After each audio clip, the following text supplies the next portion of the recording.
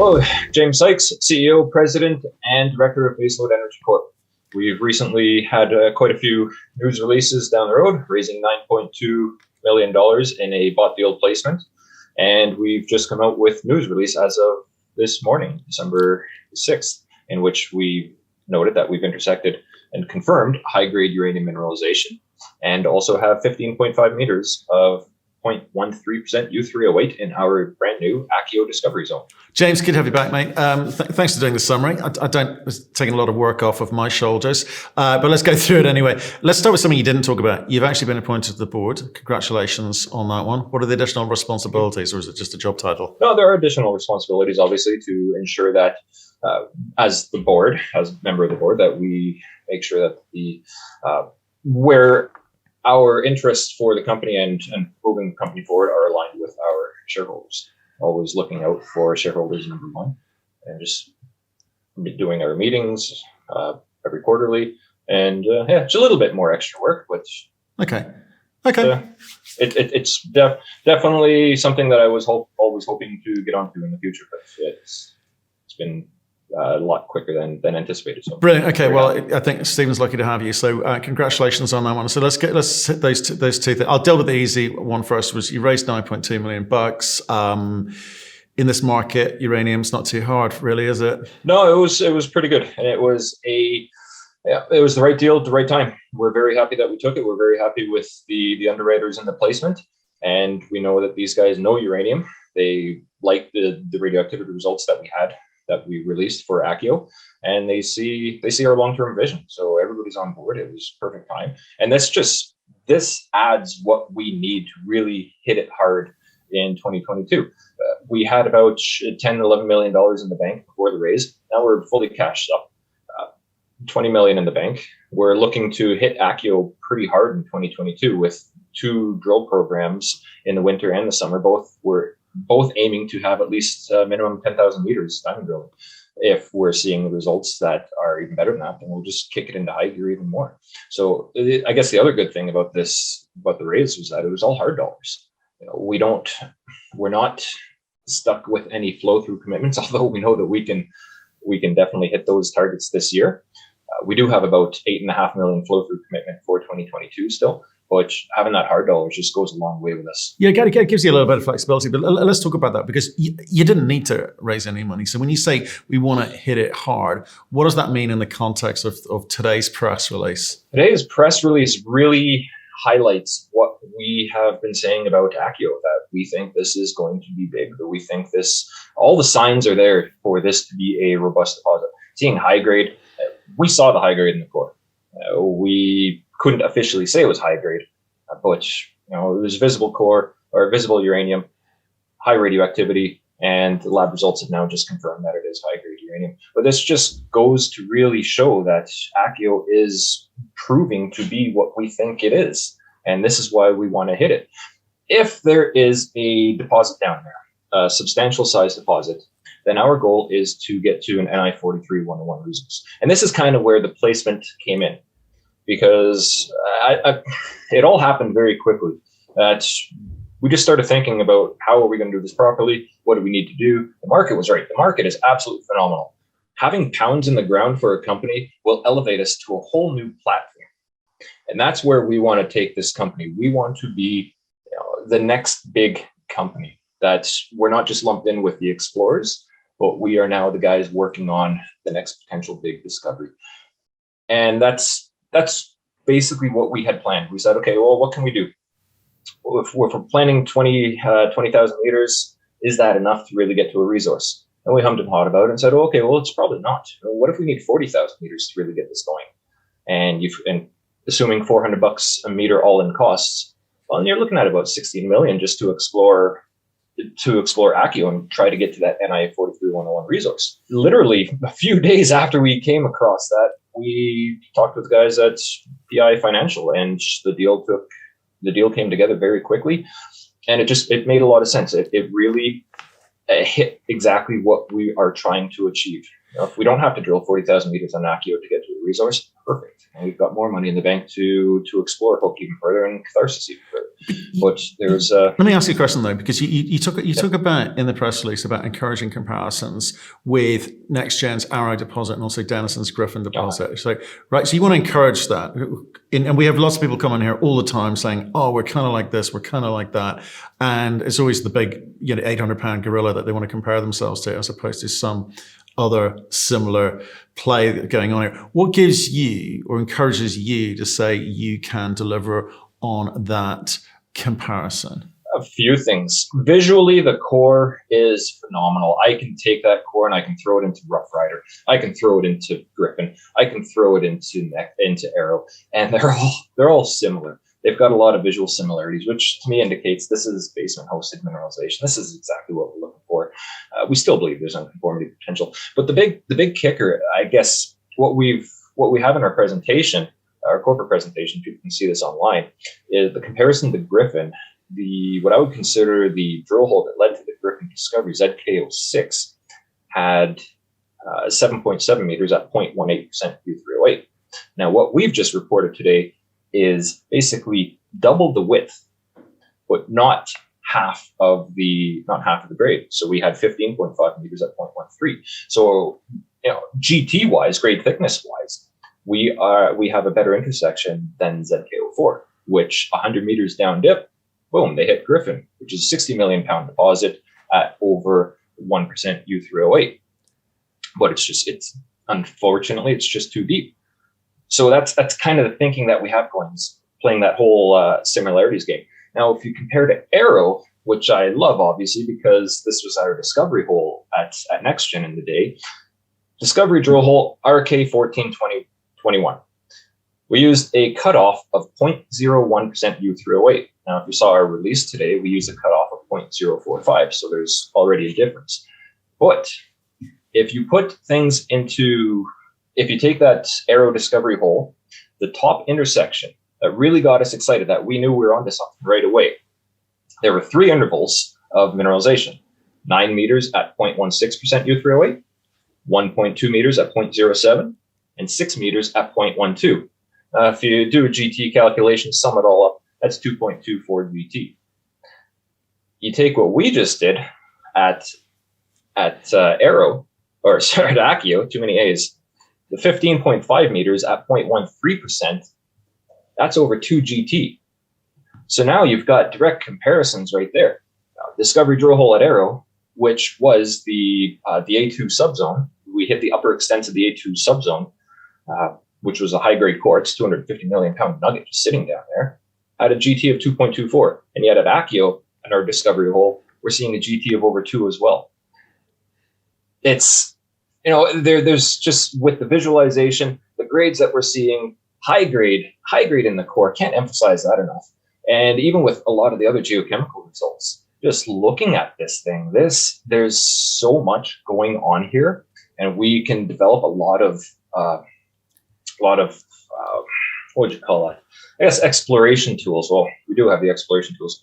Targets. We can develop a lot of targets and pathfinders to explore and prioritize our drilling going forward.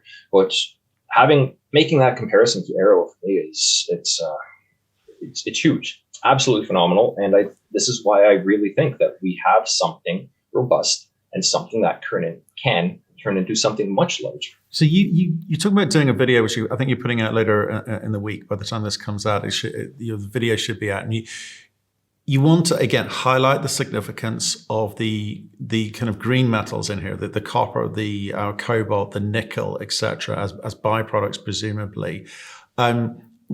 What should we be looking forward to there? I'll come out and say it in the video, but even right here, right now, the green metal space is hot.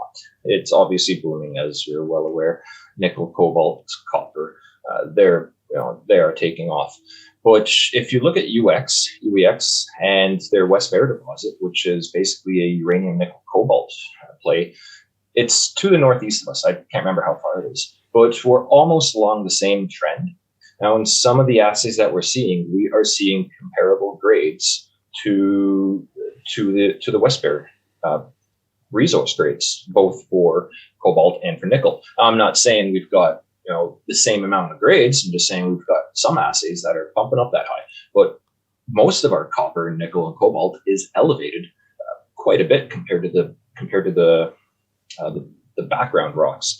So if you consider that I'm under the impression we're still not within the actual deposit that is potentially there at ACKIO, that if we do get down there, will we see more elevated cobalt, more elevated nickel, more elevated copper, similar to the potential at West Bear, which does, again, yes, now that starts to add the potential for byproduct. It does, but also confuses the narrative, which I think UEX has suffered from, because they've been talking about spinning out their copper assets for quite a while. They need the copper market to kind of come back, and they're biding their time on that one. They'd hope to do it by the end of this year, but it kind of confused the market. And when you're kind of walking into an environment where you've got gold companies talking about, oh no, we're going to switch away from gold onto these kind of green metals, whatever they may be, nickel, copper, whatever. It kind of sends up, warning signals as well. So you've got to be careful the way you manage that narrative going into this market and show, that they're going to be meaningful byproducts, and you know how to tackle them, and you're not going to distract yourself from the uranium component of this story. Do you know what I mean? Oh, absolutely. Yeah, no, fair point. Very, very fair point. But this is a uranium. What we're pretty sure this will be a uranium deposit, and these are exactly just that, just byproducts. Right. We're not looking to really emphasize that, hey, this is the newest big nickel mine in the world or anything like that. No. This is the newest big uranium mine in the world. Yeah, that's what we want to go for. Okay, and that's. No, yeah, I just think it's really important. It's really important for you yes. to lay those markers down and signal what your intent. And you say this is going to be like Arrow. This is going to be like Griffin. I think people are going to be a bit excited if you continue with your $20 million to show the grades are there and you're hitting, with the drill bit. That's what's going to excite the market. The studies, I guess, will, in terms of byproduct credits or valuation, that'll help. But yeah, you're a uranium company through and through, right? Exactly, absolutely. A lot of where I come from, I learned this back when I was in university. I worked at a hog plant. Well, actually, I worked at a chicken plant, but then I went to a hog plant. And what blew me away there... Got promoted. ...was... Sorry? You got promoted. Got promoted. Yeah, I guess so. Sure, no. What blew me away there, though, is that every part of the hog got used. They didn't send anything out to waste. The ovaries are a delicacy in Japan. It's like everything got sold. And so when I started my career in geology and mineral exploration, that was one thing that always stayed in the back of my mind. It's like, what other commodities can you legitimately pull out of the rocks here instead of just tossing it into the ground as waste? Like, what can you really pull out of all this stuff? And so that's where I like to go with the nickel cobalt. No, yeah, it's I hear you, but you've also talked about boron, lithium, and vanadium in there too. So I do understand absolutely, but I do understand what you're saying, and all companies should do that. But likewise, the direction of the company must be made really signposted really, really clearly, and I think you have today. So, but it's great news. There's going to be a lot of byproducts in there too. Just now on the money, if you don't mind, which is the $20 million bit.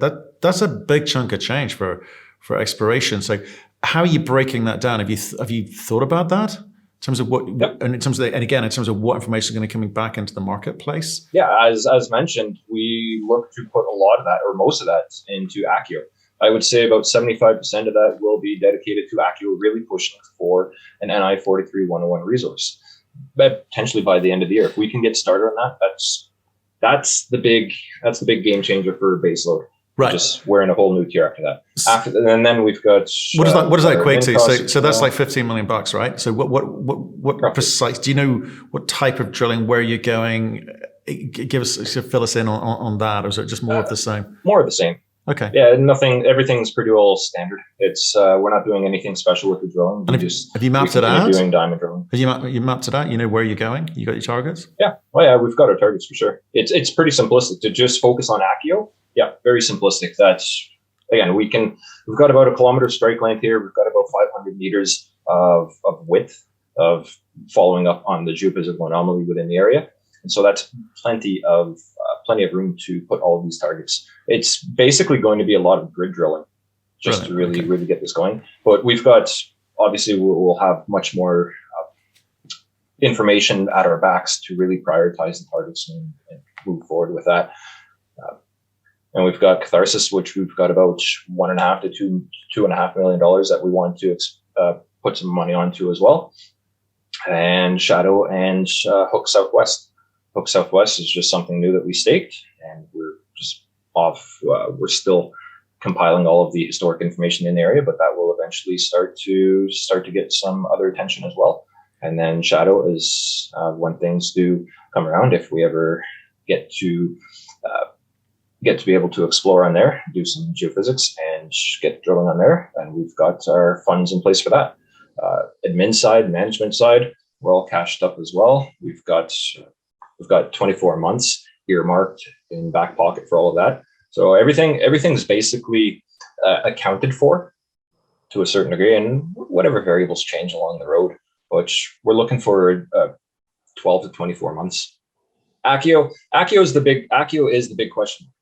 It's, do you drill 20,000 meters and you can move forward perfectly with that, or do you have to go to the 40,000 meters? We won't know that until we finish this winter drilling, at least. Right. And so how long does this winter last? How long? Well, see, we've done something different this year. I know previous winters, they've been very short. You're lucky to get in there early January, and you're very lucky to be exploring past March 15th. I've been following the NOAA, that's oceanography. They're calling for another early spring thaw, somewhere between late February, early March. So knowing that, and even knowing that winter has been very late here in Northern Saskatchewan, at least a month behind schedule, we don't have a large window. So we have decided to continue on with helicopter exploration. It will allow us to explore for much longer in the year, because you're not rutting the ground. You don't have to worry about ground conditions. You're picking up something and plopping it on the ground without having to clear away any vegetation. Really, you just cut the trees, you plop it on the surface. You're not clearing off the top layers of vegetation or anything like that. So we think that is what gets us to these 10,000 meters, and that's what allows us to drill for much longer.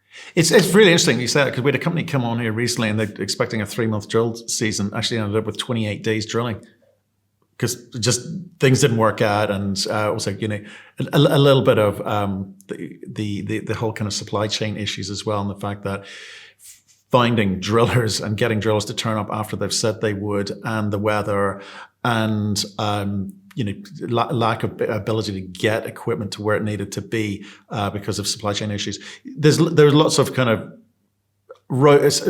bumps along the road, I think, for mining and exploring in Canada this season, for sure, obviously with COVID overhanging everything.